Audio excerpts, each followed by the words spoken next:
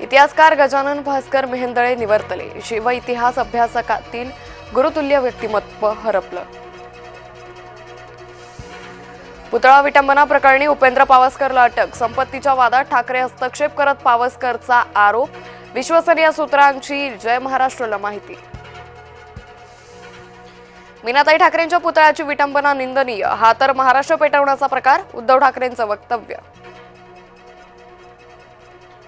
मीनाताईंच्या पुतळ्याची विटंबना ही निषेधार्ह घटना. पुतळ्याची विटंबना करणाऱ्यांवर कडक कारवाई करणार. मुख्यमंत्री फडणवीसांचा इशारा. मराठ्यांचं वादळ आता दिल्लीत धडकणार. मुंबईतील यशानंतर जरांगेंचा मोठा निर्णय. कारण नसताना दोन समाजात वेगळं वातावरण. दोन समित्या करायची आवश्यकता होती का? आरक्षणाच्या मुद्द्यावर शरद पवारांचा सवाल.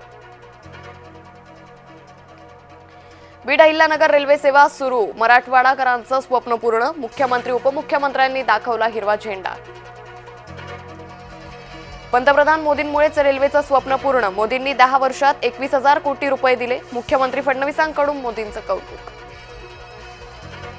मराठवाड्यातील दुष्काळ भूतकाळ करणार. सरकारनं मराठवाड्यात पाणी आणलं. मुख्यमंत्री फडणवीसांचं वक्तव्य. मराठ्यांच्या विरोधात ओबीसी आक्रमक. मराठ्यांच्या शासनादेशाविरोधात हिंगोलीत ओबीसी मोर्चा. अजित पवारांच्या गाडीसमोर तरुणाचा आत्मदहनाचा प्रयत्न. ग्रामपंचायतीच्या कामाच्या चौकशीची शेखर थोरातची मागणी. बीडच्या नगरनाका इथली घटना.